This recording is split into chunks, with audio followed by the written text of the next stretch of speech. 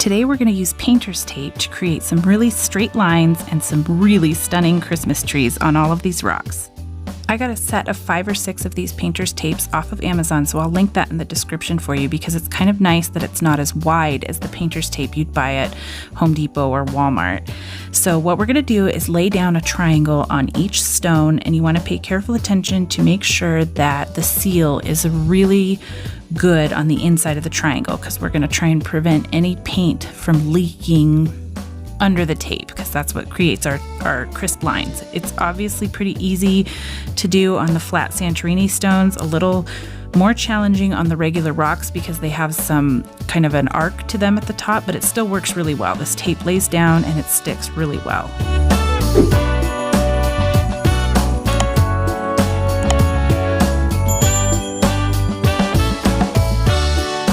For the first design, I'm going to use my Tule Art brush pens, and I'm going to pull out 3 different colors of green.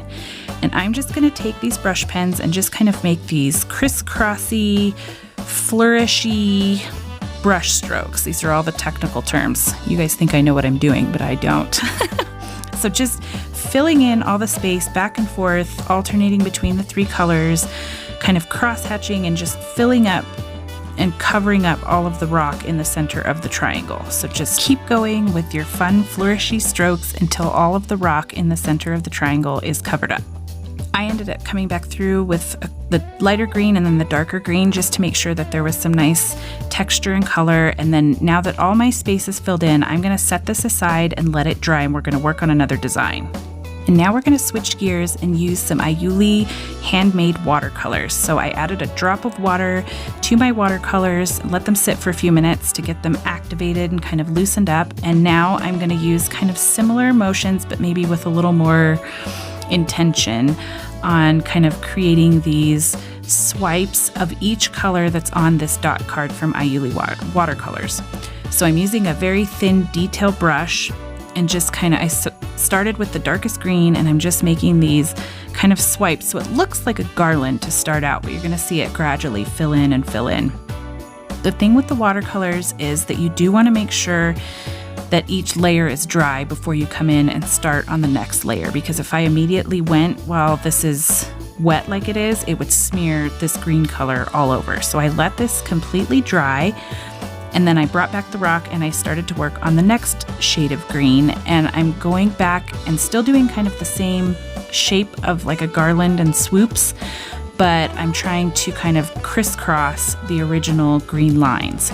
So again, the goal is going to be to fill up all of the white space in the center of this triangle, and it gets a little trickier the more you go. We've got 6 colors to go, but you can see how I'm filling it in. It does look a little wonky sometimes when it's got lots of water on it, but it does dry really pretty. And I love these because if you can look closely, you see the paint kind of shimmering and sizzling, and it's so much fun to work with. It's like therapy on a dot card.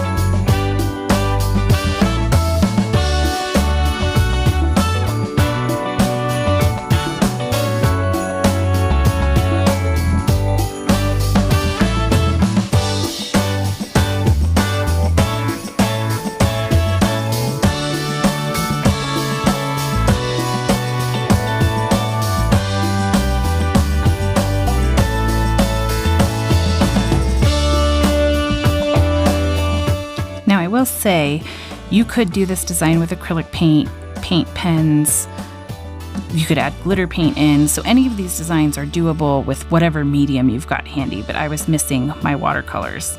So I pulled them out and I was not disappointed.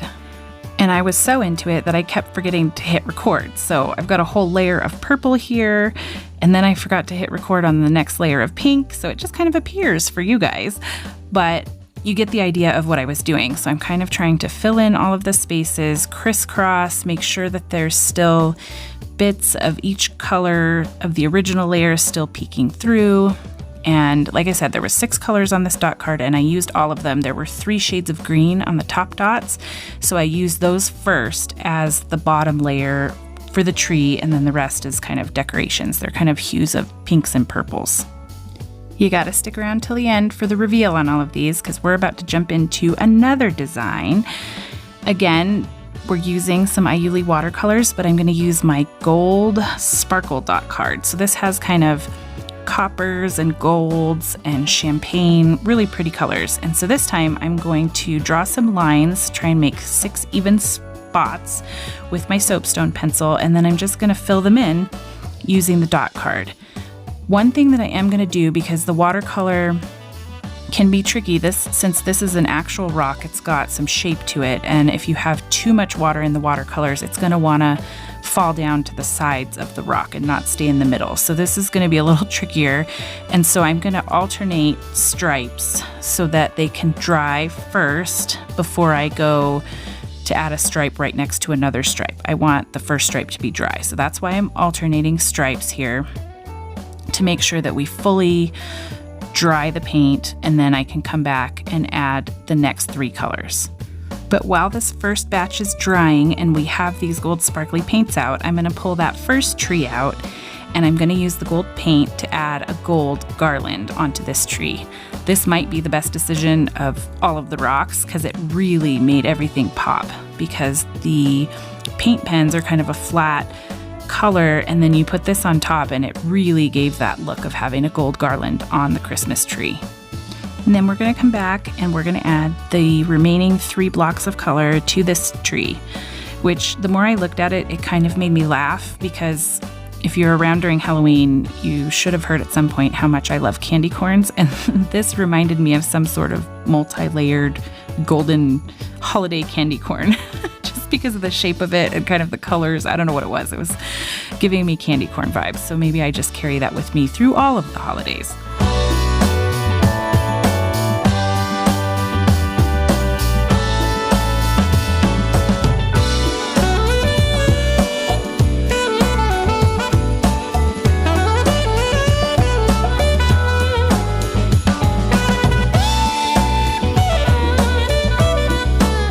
Now this one is going to need some touch up, especially on that third layer, the third stripe of paint.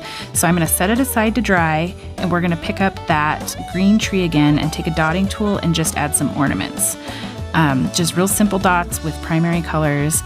And this is really how I work more often than what you see on the videos, is I'm alternating between multiple designs. While something's drying in the fan, I'm working on something else. So not unusual for me to switch things up and move around, and maybe that's a hack you can have, you know, if you don't like waiting for paint to dry, you can move around and work on 2 rocks at once. For the next rock, I'm gonna add some skinny washi tape to create the stripes through the middle, which will create a break. So instead of the paint being right up against each other, some of the rock's gonna show through as the stripe. And then I'm going to take this, this is Acrylic watercolor. It's kind of a color shift palette. So it's a lot of purples and blues, but it kind of shifts color when you turn the rock. So it's really pretty paint. But I'm just going to fill these in. I think this rock is the most at risk for paint leaking underneath the sides of the painter's tape. I think I used a lot of water. You kind of have to get used to watercolor, right? You have different consistencies of it, and when you want the paint to be nice and vibrant, I tend to put too much water, and so this was really, really wet, but you can see how pretty it dries. It's got a beautiful shimmer to it, but I'm kind of worried when I take the tape off that this one's going to need a little bit of cleanup around the edges, because it felt very wet, and then the arch of the rock put it at risk for everything to be running towards the sides of the rock.